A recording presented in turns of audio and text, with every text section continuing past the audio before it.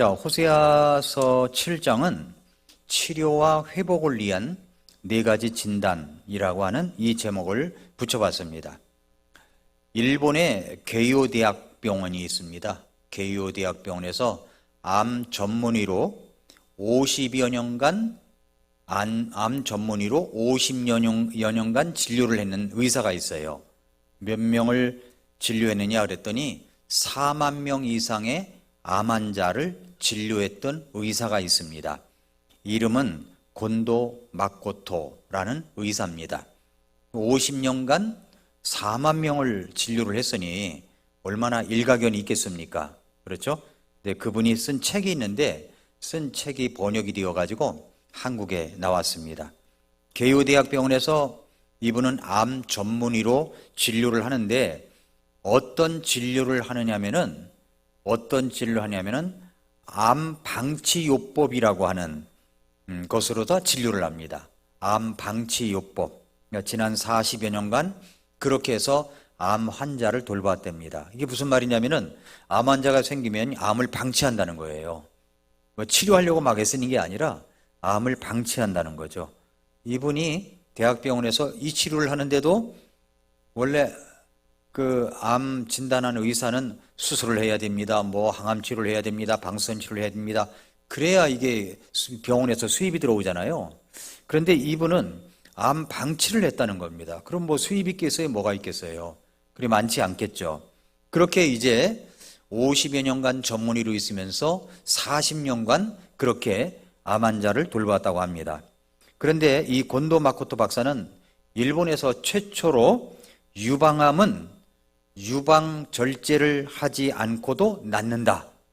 이것으로다가 무예 춘추의 기구를 하였는데 유방 온전요법을 주장했던 의사입니다. 유방암에 걸려서도 유방 수술을 하지 않고도 낫는다. 이걸로다가 이제 그분이 이제 그렇게 주장했다는 거예요. 그 평범한 의사가 이런 이야기를 했다면 뭐 이런 사람도 다 있구나라고 지나칠 텐데 이분은 50여 년간 4만 명의 환자를 돌봤다고 하니까 뭔가 좀 솔깃한 마음이 들어서 그래서 제가 이 책을 읽어봤어요. 그 책 이름이 뭐냐면은 암의 역습이라고 하는 책입니다. 암의 역습. 이분이 주장하는 것은 뭐냐면 암은 건드리는 순간 반드시 역습한다예요. 암을 건드리면 반드시 역습한다라고 말합니다. 그러니까 암을 찾아나거나 암을 해치우려고 할 때 즉각 보복하듯 일어나는 이러한 재앙을 한데 묶어서 이 의사는 암의 역습이라고 불렀습니다. 진단을 했어도 그것을 어떻게 해야 온전하게 치료될 수가 있느냐 하는 것은 의사마다 생각이 다르고 방법이 다 달라요. 여기 아산병원에 있는 어떤 의사는 진료실이 2개예요, 2개. 그래서 A 진료실, B 진료실이 있어요. 이렇게 진료실이 2개야. 그래가지고 환자가 A 진료실에서 환자를 보는 동안 B 진료실에서 대기하고 있는 거예요. 그럼 의사가 왔다 갔다 하면서 진료를 합니다. 대단한 의사, 명의라고 이야기를 하는데 이제 제가 시간을 잡았습니다. 이렇게 시간을 잡아서 진료 시간이 얼마나 되느냐 했더니요. 1, 2분도 안 돼요. 1, 2분도 안 돼요. 그분이 명의랍니다. 명의. 그래서 제가 이걸 볼 때 이분이 과연 명의인가? 뭐 이야기할 시간도 없이 그냥 지나가 버리는데 그래서 저도 이제 진료를 받을 때 질문할 걸 또 이렇게 써가지고 갑니다. 그리고 한편으로는 녹음을 해버려요. 워낙 그냥 막 이야기를 하니까. 근데 이게 진료인가? 라고 생각을 하는데 암을 찾아내거나 해치우려고 할 때 암의 역습이 시작한다. 이 의사는 이제 진단을 했어도 각가지 의사마다 생각과 이제 치료 방법이 다 다르지만은 이 의사는 뭐냐면 암 방치요법을 썼다는 거예요. 암 방치요법.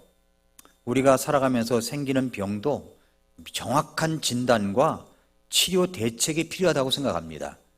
그런데 보통 의사들은 그저 암이다 그러면은 무조건 수술해야 된다, 항암 치료해야 된다, 방사선 치료해야 된다 라고 이야기를 하는데 여기 의사, 곤도 마코토 의사는 그게 아니라고 이야기를 합니다. 그게 아니다.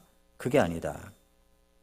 그래서 요즘 느끼는 것은 많은 의사들이 권하는 방법이 아니더라도 더 나은 방법이 있구나 라고 이제 하는 생각을 많이 갖게 됩니다. 그래서 제가 지금 말씀드리려고 하는 것은 어떤 병이 있어요. 몸이 안 좋아요. 그러면 진단을 하고 치료 대책이 필요한데 아주 정확한 진단과 알맞은 치료 대책이 필요하다는 겁니다.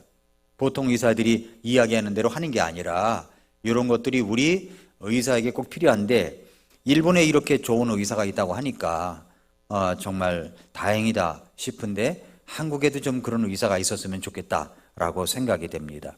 제가 왜 이 말을 하는 거 아니? 본문의 1절 때문입니다. 호세아서 7장 1절 말씀. 내가 이스라엘을 치료하려 할 때에 이스라엘이 병들었어요. 병들었는데 이제 치료를 하려고 합니다. 치료하려 할 때에 치료하려고 하니까 드러나는 게 있어야 되잖아요.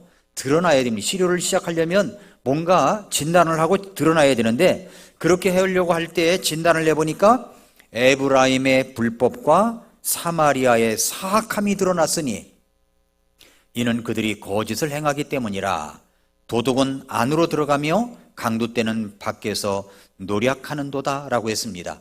그러니까 병들어 죽음의 위기에 있는 이스라엘을 치료하기 원하시는 하나님께서 이스라엘을 치료해야 되겠구나 라고 생각이 들어서 이제 진단을 한 겁니다.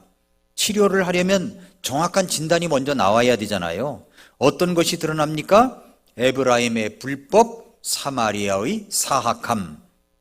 사마리아의 사악함. 에브라임이라는 것은 이스라엘을 말하죠. 그런데 2절 말씀해 보니까 이렇게 말씀하세요. 그들은 내가 그들의 모든 사악함을 기억하고 있음을 마음속으로 깊이 생각하지 아니하는도다. 이제 그들의 행위들이 그들을 에워쌌으며 그것들이 내 얼굴 앞에 있도다 라고 말씀합니다. 하나님은 기억하시는 분이세요. 하나님은 내가 기억하고 있다는 것을 니들이 모르는구나 말씀하고 있죠. 마음속으로 깊이 생각하지 않는다는 거예요. 뭘? 내가 그들의 사악함을 기억하고 있음을 깊이 생각하지 않는다는 겁니다. 하나님은 어떤 분이세요? 기억하고 계시는 분이세요. 뭘 기억하십니까? 이스라엘의 사악함을 기억하고 계셨다는 겁니다. 그래서 이제 그들의 행위들이 그들을 에워쌌으며 그것들이 내 얼굴 앞에 있도다. 뭡니까? 사악함, 불법들이 하나님 앞에 있다는 겁니다. 하나님께서 그렇게 사악함을 기억하고 계시다는 사실을 그들은 그것을 깊이 생각하지 않고 있습니다. 오늘날도 마찬가지 아니에요? 사람들이 사악한 짓을 합니다. 불법을 저지릅니다. 그런 사람들 가운데 정치인들도 많잖아요. 그런데 이들은 생각하지 않아요. 하나님께서 그 사악함을 기억하고 계시다고 하는 사실을 생각하지 않아요. 생각하지 않습니다. 그 속이려고 듭니다. 여러분 이거 아십니까? 하나님은 어디든지 계세요. 어디든지. 하나님은 당신을 기억하고 있습니다. 하나님은 어디든지 계십니다. 이 말이 불법을 저지르고 사악함이 있는 사람들에게는 굉장히 두려운 얘기입니다. 그러나 말씀대로 살아가다 어려움을 당하고 힘든 일을 당하는 분들, 고생하는 분들, 이런 분들에게는 한없는 위로가 되는 거죠. 한번 여러분 시편 139편 7절부터 10절을 보면 이런 말씀이 있습니다. 내가 주의 영을 떠나 어디로 가리이까? 혹은 내가 주의 앞을 떠나 어디로 피하리이까? 내가 하늘로 올라갈지라도 주께서 거기 계시오며 내가 지옥에 내 침상을 펼지라도 보소서 주께서 거기 계시나이다. 내가 아침에 날개들을 찌하여 바다 맨 끝 지역들에 가서 거할지라도 거기서 주의 손이 나를 인도하시며 주의 오른손이 나를 붙드시리이다. 그러니까 하나님은 어디든지 계시는 거예요. 거기 계시며 어디에 가서 거할지라도 우리 하나님은 나를 인도하시고 하나님의 손은 나를 붙들고 계시다. 이 말은 우리가 살아가면서 예수님 믿는 것 때문에 고통을 당하고 때로는 삶에 참 애환이 있고 어려움이 있는 사람들에게는 아주 위로가 되는 말씀인 겁니다. 그러나 그렇지 않고 불법이 있고 사악함이 있는 사람들에게는 두려운 거죠. 두려운 거예요. 호세아 7장은 이스라엘 백성들의 죄와 악의 현장을 진단하는 내용이 나옵니다. 진단의 목적은 뭡니까? 치료에 있죠. 치료에 있습니다. 치료를 위해서 진단하고자 하는 겁니다. 그래서 이제 이스라엘을 치료하고자 하는 목적이 있습니다. 그래서 호세아 7장은 영적인 의사 대신 하나님께서 이 환자의 상태를 그려내는 작업을 하고 있는 거예요. 그래서 그림 4개, 컷 4개를 이제 잣대를 갖다 들이댑니다. 그림을 4개를 보여줘요. 첫 번째는 4절입니다. 4절 보면은 빵 굽는 자가 달군 화덕이란 말이 나오죠. 여기다가 빨간 펜 그시고 형광펜 칠하시고 이렇게 해두세요. 그러면 7장에서는 바로 4가지 진단이 나오는구나, 이렇게 여러분이 읽을 때마다 깨달아 알 수가 있습니다. 빵 굽는 자가 달군 화덕 4절에 나오죠. 그 다음에 두 번째는 뒤집지 않은 납작한 빵. 네. 그 다음에 세 번째는 11절에 8절에 나오고 11절에는 심장이 없는 어리석은 비둘기. 이게 세 번째고요. 네 번째는 16절에 속이는 활. 이렇게 4가지가 나와요. 그래서 4가지 컷을 가지고 우리 하나님께서 이스라엘 백성들을 진단하는 내용이 이제 드러나는 겁니다. 자, 오늘 4가지만 아시면 돼요. 7장에서는 4가지만 정확히 아시면 하나님께서 우리를 진단할 때 이렇게 하시는구나 라는 것을 알 수가 있습니다. 자, 첫 번째로는 빵 굽는 자가 달군 화덕 4절이 있다고 그랬죠? 그들은 다 가늠하는 자들로서 빵 굽는 자가 달군 화덕 같은데 그는 빵 덩어리를 반죽한 뒤 그것이 발효될 때까지 불 일으키기를 그치느니라. 5절부터 7절까지 계속 보면 우리 왕의 날에 통치자들은 포도주 부대로 그를 병들게 하였고 그는 비우는 자들과 함께 손을 내밀었으니 이는 그들이 숨어서 기다릴 때에 자기 마음을 화덕과 같이 예비하였기 때문이라. 그들의 빵 굽는 자가 밤새 자다가 아침에 타오르는 불같이 그것에 불을 붙이매 그들이 다 화덕같이 뜨거워져서 자기들의 재판관들을 삼켰고 자기들의 모든 왕들을 쓰러지게 하였으나 나를 부르는 자가 그들 가운데 하나도 없도다. 이 말씀을 주시는 거예요. 그러니까 빵 굽는 자가 달군 화덕의 비유를 들어서 지금 하나님께서 이스라엘을 진단하시는 겁니다. 이스라엘은 여러 생활 풍습면에서 동양적인 모습이 많습니다. 그래서 우리나라와도 비슷한 문화가 많아요. 여기 화덕이라는 말 나오죠? 화덕 아십니까? 화덕이라는 말이 나옵니다. 화덕은 우리나라에서도 예로부터 전통적으로 쓰던 사방 석자의 화덕과 비슷하다고 보면 됩니다. 여기에 아침부터 나무를 놓고 불을 뗍니다.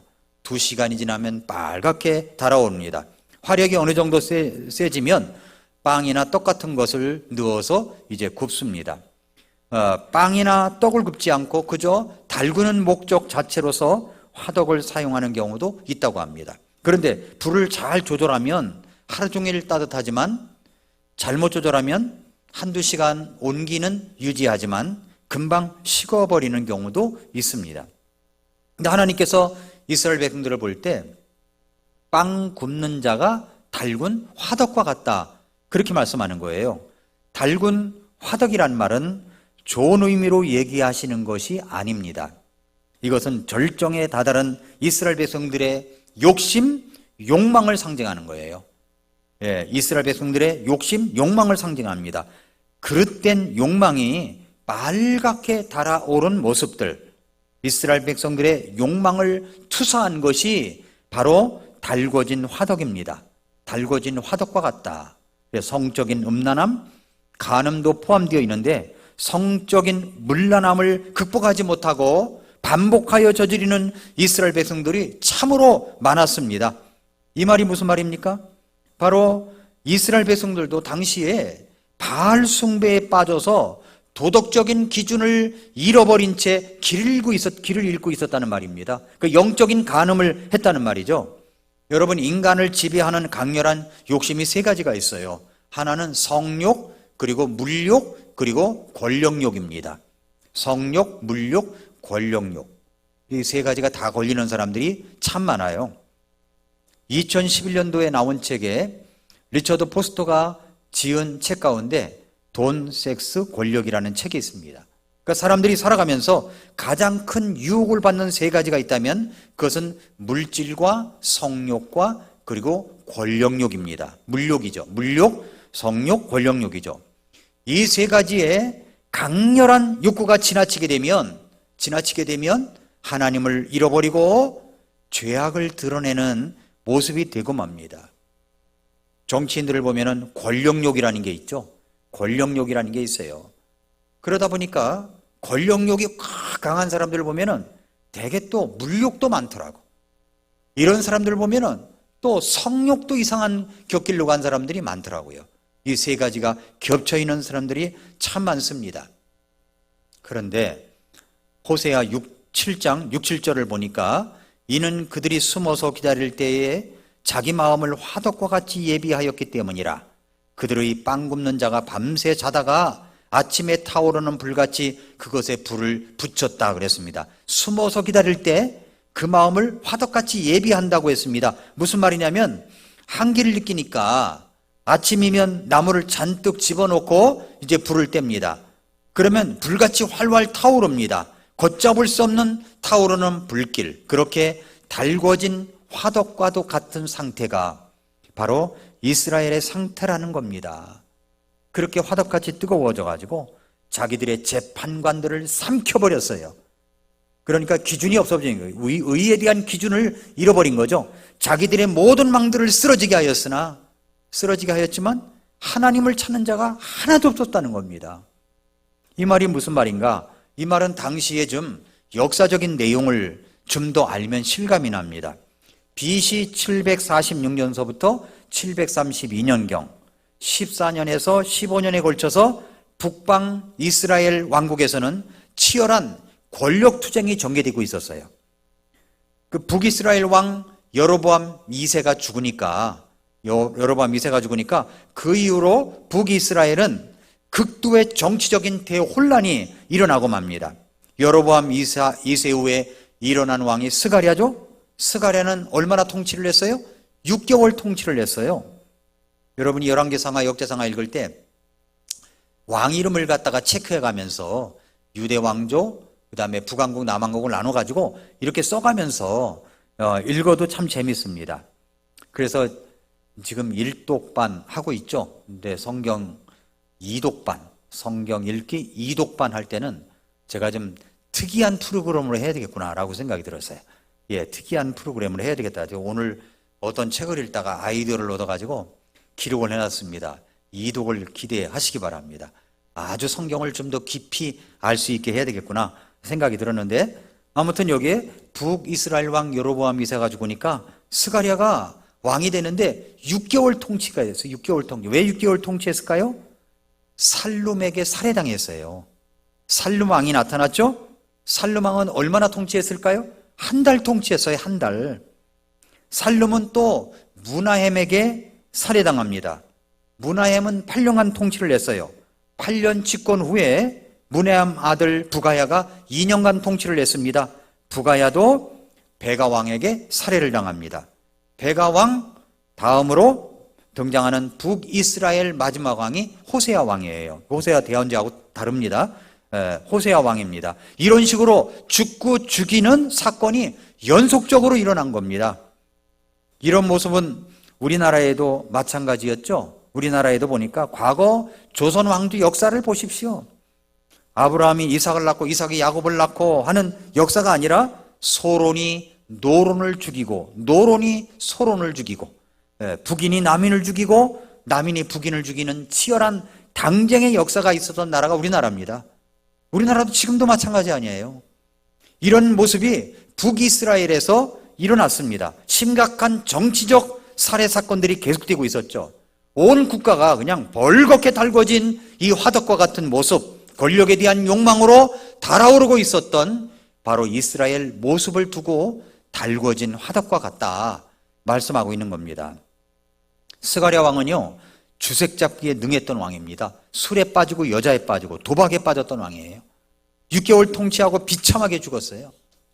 열왕기하 15장 8절부터 10절에 보니까 유다 왕 아사랴의 제 38년에 여로보암의 아들 사가랴가 사마리아에서 6달 동안 이스라엘을 통치하며 자기 조상들이 행한 대로 주께서 보시기에 악한 것을 행하고 이스라엘을 뒤집게 한 느바스의 아들 여로보암의 죄들에서 떠나지 아니하였으므로 야베스의 아들 살름이 그를 대적하여 음모를 꾸민 뒤 백성 앞에서 그를 쳐서 죽이고 그를 대신하여 통치하였다. 아까 드렸던 말씀이 바로 열왕기하 15장에 나오는 내용입니다. 그냥 죽이지 않고 어떻게 죽였어요? 백성들 앞에서 쳐서 죽였다는 거예요. 왕을 백성들 앞에서 쳐서 죽였습니다. 살룸왕의 비극적인 역사입니다. 신하들은 자기들에게 돌아올 이익을 따져보고 이리 붙었다 저리 붙었다 하는 간신배들이 많았습니다. 왕에게 붙어 아부하다가 아니다 싶으면 죽이는 일에 가담하기도 하고, 그리고 그것은 그 밑바닥에 숨어있는 권력욕 때문이라는 것을 알 수가 있죠. 또 물욕 때문이라는 것도 알 수 있어요. 물질을 잃을까봐 그러지 않습니까? 우리나라에서 2가구를 가지고 있으면 안 된다, 한 사람이 2집을 갖고 있으면 안 된다 라고 할 때 청와대에 있던 참모들이 2집을 갖고 있던 사람들이 몇 명 있었어요. 놓지 못하는 거예요. 그러니까 이 권력욕도 있고 물욕도 있다는 이야기죠. 권력욕도 있고 물욕도 있다는 겁니다. 이런 상태를 하나님께서 그림으로 묘사하시는데 바로 달궈진 화덕과도 같다라고 말씀하는 겁니다. 그러니까 이 세상을 볼 때 여러분, 얼마나 달궈진 화덕과 같은 모습이 얼마나 많습니까? 우리들의 모습도 살펴봐야 됩니다. 달궈진 화덕처럼 자기에게 손해가 돌아올 것 때문에 이리저리 붙어 다니는 모습이 아니라 꾸준한 모습이 있어야 되죠. 내가 영적으로 어떤 것을 선택했다고 할 때 내가 이익이냐 아니냐를 세상적으로 판단하면 영적으로 물러갈 수밖에 없습니다. 그러나 어떤 일이 있어도 나는 주님과 함께 간다, 이 믿음을 갖고 어떤 손해가 있어도 내가 십자가를 지고 주님을 따라가야지, 이런 마음이 있다면 꾸준한 주님을 향한 열정을 갖고 있을 수 있지만, 그렇지 않으면 세상에 붙었다가 하나님께 붙었다가 왔다 갔다 하는 거죠. 자에게 이익이 있는 곳에 발에 힘을 주게 되어 있는 겁니다. 이런 모습이 바로 이스라엘 백성들의 모습이었어요. 달궈진 화덕과도 같은 모습. 그게 첫 번째 본 겁니다. 자, 두 번째는 뭐와 같으냐면은 8절이에요. 뒤집지 않은 납작한 빵입니다. 에브라임 곧 그가 백성들 가운데서 자신을 섞었으니 에브라임은 뒤집지 않은 납작한 빵이로다 그랬어요. 뒤집지 않은 납작한 빵. 두 번째 그림이에요. 뒤집지 않은, 뒤집어야 되는데 뒤집지를 않고 그냥 둔 거예요. 이것이 바로 이스라엘 백성들의 모습입니다. 뒤집지 않은 납작한 빵과 같습니다. 제가 이렇게 이제 코로나 2년 반을 지나고 나니까 부침개 전도를 할 때 과거 사진을 보니까 많이 나오더라고요. 그래서 이걸 복도에다가 그림을 빼가지고 전시를 한번 해야 되겠구나. 그때가 그립습니다 라고 회복할 겸 부침개 전도를 할 때 정말 그립습니다. 부침개 전도를 할 때 화기가 너무 강하면 이게 타버릴 염려가 있으니까 화력의 조절이 잘 되어서 부침개도 맛있게 이제 뒤집는 시간도 딱 줬다가 뒤집어야 되는 거죠. 이스라엘 백성들이 빵을 구울 때 화기가 너무 강렬하다 보면 빵이 타버릴 염려가 있기 때문에 화력이 가장 고조되었을 때를 지나서 알맞은 온도가 되면 화덕에 빵을 집어넣습니다.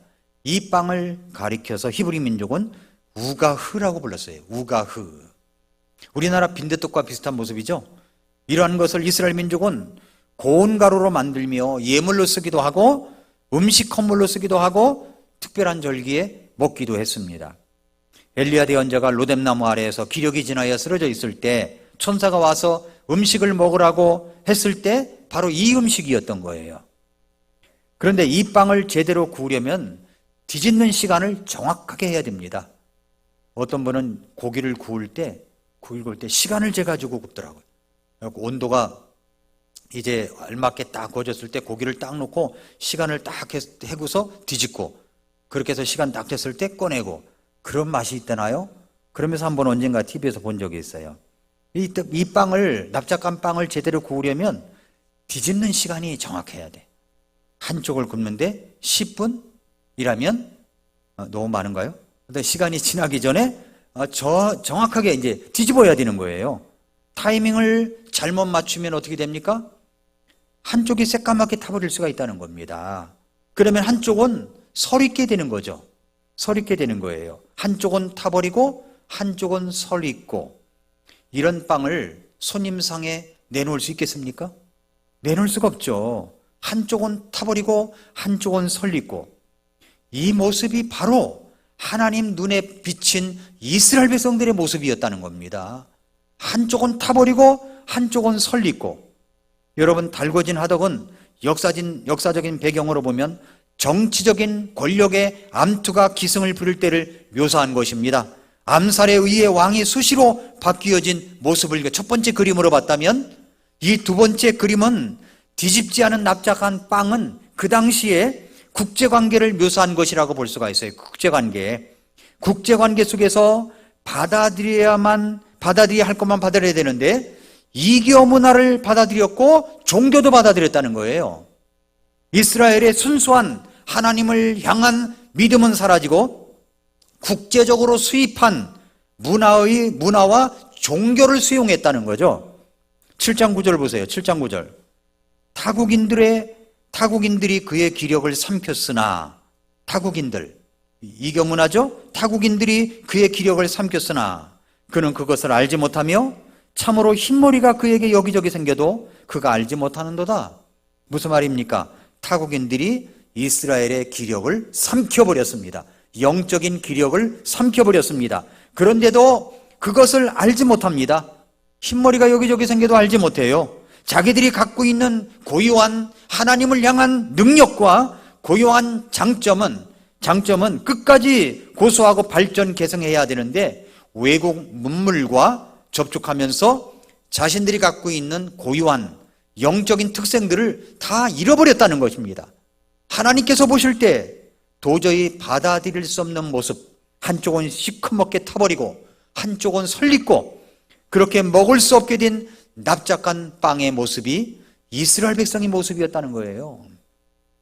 하나님께서 왜 이스라엘 백성을 선민으로 선택을 하신 거죠? 그들이 잘났기 때문입니까? 그들이 세계에서 최강국이었기 때문입니까? 아닙니다. 그들이 먼저 선민이 되기를 원한 것은 그들을 통해서 하나님을 믿는 믿음, 바른 믿음을 세계 곳곳 사람들에게 보이라고 한 것입니다. 보이라고 하는 거예요. 지금도 마찬가지죠. 한쪽은 타버리고 한쪽은 설익은 모습을 갖고 있는 사람들이 있습니다. 제때 뒤집어야 하는데 뒤집지 않은 납작한 빵처럼 그런 모습을 갖고 있는 사람들이 있습니다. 그래서 신약성경 요한계시록 3장 15절부터 16절에서 이렇게 말씀하셨죠. 내가 네 행위를 아노니 네가 차지도 아니하고 뜨겁지도 아니하도다. 나는 네가 차든지 뜨겁든지 하기를 원하노라. 그런즉 네가 이같이 미지근하여 차지도 아니하고 뜨겁지도 아니하므로 내가 내 입에서 너를 토하여 내리라 그랬습니다. 역겨워서 전혀 쓰지 못할 라오디게아 교회처럼 된다는 거죠. 하나님의 자녀들의 모습, 구원받은 하나님의 자녀들의 모습이 아니라 세상과 혼합되어진, 세상과 짝달려 붙어가지고 완전히 타버린 모습들, 이런 정결함을 잃어버린 모습이 우리 구원받은 하나님의 백성들 가운데 있지 않느냐는 겁니다. 뒤집지 않은 납작한 빵과 같은 모습입니다. 10절 보세요. 이스라엘의 교만이 그의 얼굴을 향해 증언하되 그들이 이 모든 일에도 불구하고 그들은 주 자기들이 하나님에게 돌아오지 아니하며 그를 찾지도 아니하는도다. 하나님을 찾지도 않아요. 그런 모습이 있으면 하나님께 부르짖어, 하나님 내가 타버렸어요, 하나님 설익었어요, 도와주세요 해야 되는데 하나님을 찾지도 않아요. 이 두 번째 그림의 모습입니다. 뒤집지 않은 납작한 빵. 세 번째 11절, 심장이 없는 어리석은 비둘기. 에브라임은 또한 심장 없는 어리석은 비둘기 같아서 그들은 이집트에 호소하며 아시리아로 가는도다. 이 세 번째 그림이 이제 어리석은 비둘기 그림입니다. 비둘기는 아주 단순한 동물이에요. 성경에서 잠언서에 보면은 단순하다는 말이 나오죠. 단순하다, 이 말이 좋은 말이 아니에요. 사람 참 단순한 것 같아요. 어수룩하단 말이에요, 이게. 예, 어리석다는 말입니다. 바보 같다는 말이에요. 단순하다는 말이. 그러니까 단순하다는 말은 좋게 쓰일 수도 있을 때도 있지만 뭐 순진하다 이 말로, 그러나 잠언서에서는 어리석은 자라는 뜻을 갖기도 합니다. 어리숙한 모습을 가진 자입니다. 이스라엘 백성들은 어리석은 비둘기 같다고 했는데 이것은 지혜가 없다는 거예요. 지혜가. 센스가 없다는 겁니다. 판단력을 잃어버렸다는 말입니다. 어리석은 비둘기는 두 가지 바보스러운 짓을 하죠. 하나는 사람들이 쳐놓은 그물이 있다면 들어가지 말아야 되는데 백발백중으로 들어간다는 거예요, 거기를. 그래서 걸려듭니다. 또 하나는 타고난 근시한 성 때문에 자기들의 새끼를 잃어버려도 그걸 알지 못한다는 겁니다. 눈앞에 있는 먹이의 마음을 빼앗겨 그들을 따라가다 보면 먹을 것보다도 더 중요한 자기 새끼들을 잃어버리는 경우가 많다는 것입니다. 이처럼 이스라엘 백성들의 모습이 어리석은 비둘기 같았습니다. 당장의 목전에 있는 이익 때문에 인생 전체를 내다보지 못해요. 상황 전체를 바라보지 못하고 있습니다. 특별히 어리석은 비둘기 같다는 것은 이스라엘의 외교 정책을 두고 하신 말씀입니다. 11절에 에브라임은 또한 심장 없는 어리석은 비둘기 같아서 그들은 이집트에 호소하고 아시리아로 가는 거예요. 또 그러니까 강대국이 이집트도 있고 아시리아도 있거든요. 이집트에 호소하고 아시리아가 아닌 신생국가로서 이제 강력한 국가가 되니까 여기에 호소하고 아시리아로 가는 거예요. 여기 붙었다 저기 붙었다 하는 거죠. 그러니까 이스라엘은 여기 뭐 자기가 이익이라고 하는 쪽에 하루아침에 또 변심을 해가지고 이리 붙었다 저리 붙었다 하는 시기였습니다. 이스라엘 왕 베가 왕 때 이스라엘은 아시리아와의 전쟁을 벌이면서 이집트의 도움을 청합니다. 그 다음 왕이자 마지막으로 일어난 호세아 왕은 아시리아에 순종하기로 했어요. 그런데 나중에는 결국 아시리아에 의해서 멸망당하게 됩니다. 아시리아가 얼마나 이스라엘을 고소하게 생각했겠습니까? 정책을 잘못 짜고 실행에 옮김으로 나라의 운명이 망쳐버린 이스라엘의 어리석음에 대해서 13절 14절에 나와 있습니다. 보세요. 호세아 7장 13절 14절. 그들이 나를 버리고 도망하였으므로 그들에게 화가 있을지어다. 그들이 내게 범법하였으므로 그들에게 파멸이 있을지어다. 내가 그들을 구속하였음에도 불구하고 그들은 나를 대적하여 거짓말을 하였고 침상에서 울부짖을 때도 자기 마음을 다하여 내게 부르짖지 아니하였으니 그들은 곡식과 포도즙을 위해 모이고 나를 거역하는도다. 이 두 구절에서 가장 많이 나오는 단어가 뭐예요? 나라는 단어예요.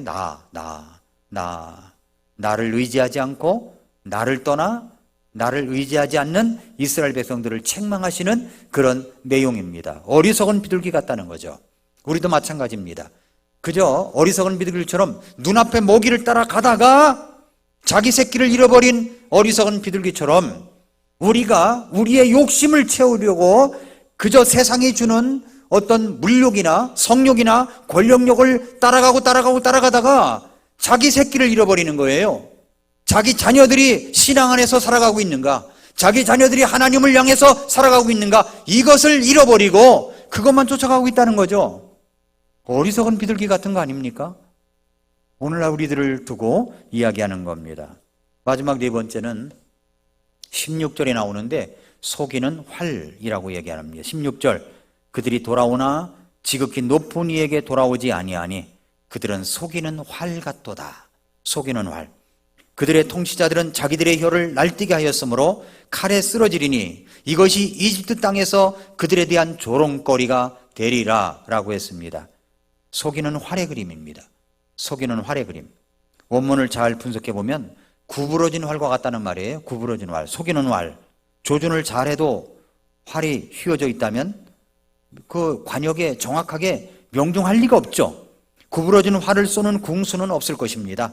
조준을 제대로 해도 활 자체가 구부러져 있어서 목표물을 맞추지 못한다고 말씀하고 있어요. 제대로 겨누지를 못해서 목표물에 빗나가는 거죠. 어느 쪽이든 속이는 활이라는 말이 그 당시 이스라엘 백성들의 상태를 두고 하는 말입니다. 16절에 그들이 돌아오나 잘 보세요. 돌아오나 지극히 높은 이에게 돌아오지 아니하니 그들은 속이는 활 같도다. 하나님께 돌아온다고 해놓고 하나님께 관역을 맞춰가야 되는데 마음이 삐뚤어져 있는 거예요. 이게 구부러져 있고 속이는 활이 돼버린 겁니다. 하나님께로 가야 되는데 하나님께로 가지 않은 겁니다. 지극히 높은 이에게 돌아오지 않는다는 거예요. 그래서 뭐라고 얘기합니까? 그들은 속이는 활 같다고 이야기하는 겁니다. 그들의 통치자들은 자기들의 혀를 날뛰게 하였으므로 칼에 쓰러지리니 이것이 이집트 땅에서 그들에 대한 조롱거리가 되리라. 그들은 잘못된 곳에서 돌아오는 것처럼 보였습니다마는 결국은 돌아오지 않았어요. 마음이 삐뚤어져 있는 거예요. 하나님께로 관역을 정확하게 맞추고 가야 되는데 마음을 똑바로 해서 속이는 활이 아니라 구부러지는 활이 아니라 똑바로 활로 다 쏴야 되는데 맞추지는 못한 거예요. 하나님께로 돌아오지 못한 겁니다. 죄라는 말은 하마르티아라고 그래요. 헬라어로. 이 말은 빗나갔다는 말이에요. 하나님이 정해진 관역에서 빗나갔다는 말입니다. 그러니까 하나님께서 말씀하신 관역에 명중해야 되는데 전부 빗나가는 거예요. 왜요? 마음이 비뚤어져 있으니까. 죄로 얼룩져 있기 때문에 그런 거죠. 뉘우치는 것은 있지만 회개는 없는다는 겁니다. 회개는 뉘우칠 뿐만 아니라 죄에서 돌아서서 하나님께로 돌아오는 것이 회개입니다. 그러니까 회는 있는데 개는 없는 사람이에요. 하나님 앞에 서야 되는 거죠. 그리고 하나님의 기대를 이루는 삶을 살아가는 것입니다. 이스라엘 백성들의 모습을 여기 네 가지로 이야기를 하고 있죠. 첫 번째 뭐라고 그랬어요? 빵 굽는 자가 달군 화덕. 밑줄 걷습니까? 달군. 4절에 나온다고 그랬죠. 8절에 뒤집지 않은 납작한 빵. 11절에 심장이 없는 어리석은 비둘기. 16절에 속이는 활입니다. 결론을 맺겠습니다. 우리의 욕심으로 끌어오는 화덕, 세속적인 욕망으로 아직도 펄펄 끓어오르는 화덕이 우리들의 모습이 아닌지를 살펴봐야 됩니다. 한쪽은 시커멓게 타고 있는데 한쪽은 설익어서 도저히 먹을 수 없는 토해버리고 싶은 역겨운 모습이 우리들의 모습은 아닌지를 살펴봐야 됩니다. 전능하신 하나님을 의지하지 못한 채 어리석은 비둘기처럼 이쪽으로 붙었다 세상으로 붙었다 하는 모습은 아닌지, 그래서 내 자녀들은 어디로 갔는지, 신앙을 잃어버리고 길을 잃어버린 이런 모습은 아닌지를 점검해야 됩니다. 속이는 활처럼 목표를 명중하지 못하고 밤낮 빗나가는 인생을 사는 모습이 아닌지, 내 마음이 비뚤어져 있는지 아닌지를 살펴봐야 됩니다. 이스라엘 백성들을 진단하시는 하나님, 7장 1절을 다시 볼까요? 7장 1절, 내가 이스라엘을 치료하려 할 때에 정확한 진단과 치료 대책이 필요한 겁니다. 내가 이스라엘을 치료하려 할 때에 에브라임의 불법과 사마리아의 사악함이 드러났으니 이는 그들이 거짓을 행하기 때문이라. 그렇습니다. 정확한 진단이 있고 치료 대책이 필요한 겁니다. 하나님의 치료 대책이 필요한 거죠. 오늘 말씀을 듣고 우리 모습은 이런 모습이 아닌지를 살펴보고 하나님 앞에 그곳에서 살아가는 성도 여러분들이 되시기를 바랍니다. 기도하겠습니다.